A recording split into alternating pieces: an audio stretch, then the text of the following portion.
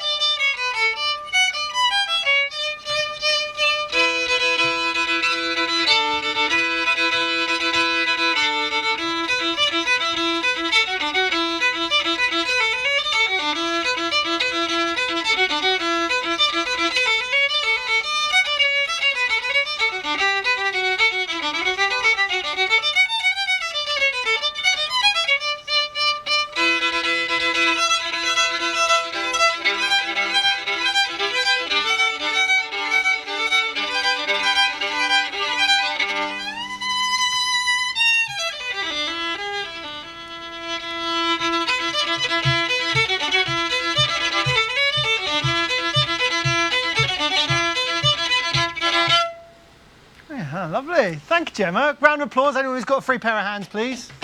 Thank you.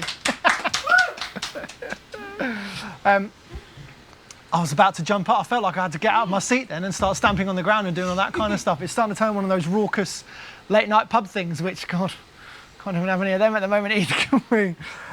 So how, you said about adapting to the online thing a little bit before. How long do you think it took you? Have you yet fully adapted to doing it online? I have fully adapted, but I suppose it can't really adapt to you.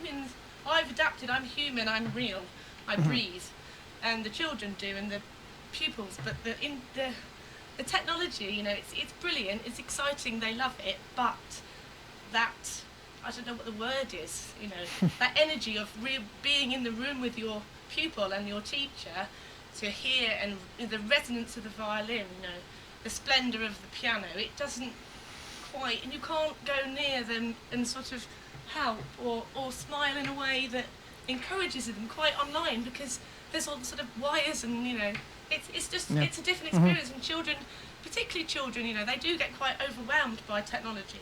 So when they're playing, because it's a big deal. So for them, they've had to adapt as well, you know, and they do it brilliantly. But it'd be nice to be able to say, well, I used to play in an orchestra, for example.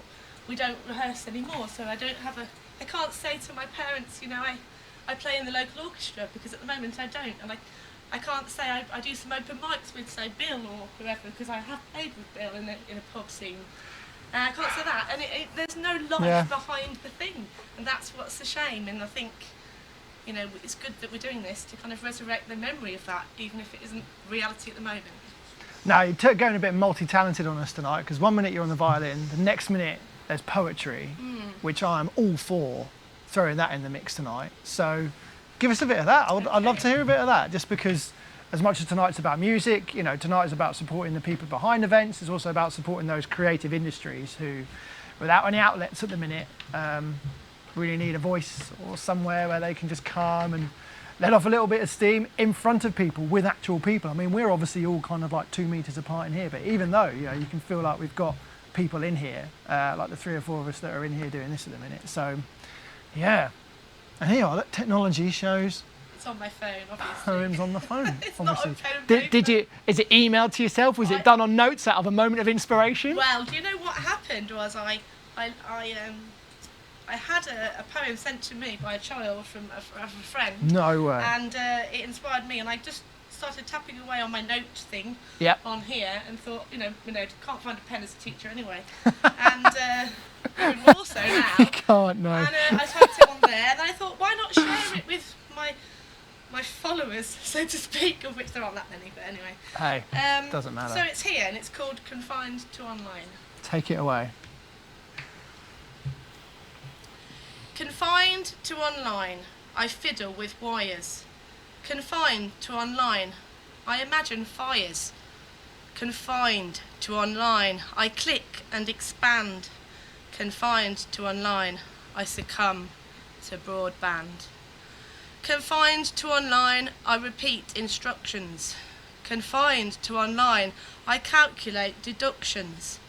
Confined to online, we try to connect. Confined to online, we fail to reflect. Confined to online, we brave face to face. Released into homes, I COVID assess the place. Whichever way it happens, it all feels locked in. Whichever way it happens, the death is within. Thank you, Gemma. Lovely. Woo. Woo. Bit of power behind that, isn't there? Now, look, I'm going to get a little bit more personal now, because we were just talking about all the different things that have been affected this year. We were just going through the figures and some of the industries that are affected. The wedding industry has been affected massively, and you know about that firsthand. Tell us about that. Yes, absolutely. Yeah, Go on. Supposed to be getting married this year, so it's not happening. Obviously. It's not. No. So how did the timeline all pan out? Did you have to cancel? November was the month. Oh, okay. So what? Maybe back in March time, did you kind of still think, oh, maybe it may still go ahead? Yes. When did you have to cancel then? I started telling members of my family around sort of May, June sort of time when I know, and I've thought about, small wedding and all of that, but really, I've got quite a lot of musicians and actors and artists and singers in my family, and what normally happens at weddings is that we all play music together and dance. What a bash! So yeah. You can't really sort of constrain that, can you? You can't really say to everyone, no, we'll just have one of you, and then how do you even choose? Exactly. So unfortunately, the music and the health of everybody and the country is more important than that. So just got to hunker down and get on with it. Well, fair play to you for having that attitude, because it must have been a hard decision. And I suppose, is it that hope that when you do actually do it, it's going to be one of those, we're all back together, we're all doing this again. It's the hope of what that'll be like. Until we're through this nightmare, and so that people can genuinely celebrate rather than being scared, which is not a good feeling for anyone to be in. And a lot of people are quite honestly scared. And as Bill was saying, please listen to the musicians. We know how it feels to be excluded, and if you exclude the musicians, what is there apart from the arts for the children at the moment? It's a frightening world for them, and they matter. It's a really good point. Gemma, thank you so much. Thank you for being here. Thank you for the violin. Thank you for the poetry. If anything else suddenly comes to you out of inspiration, then just jump back on and start playing. It's fine. Cheers. It's Nice great. one. Thanks, Thank you. Gemma. Yes.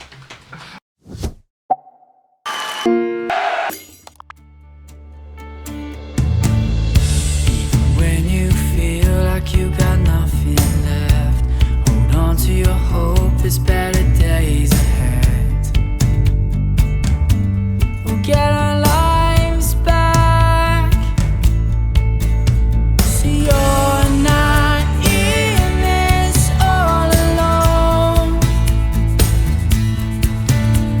And we can beat this, we're standing strong. Together we stand.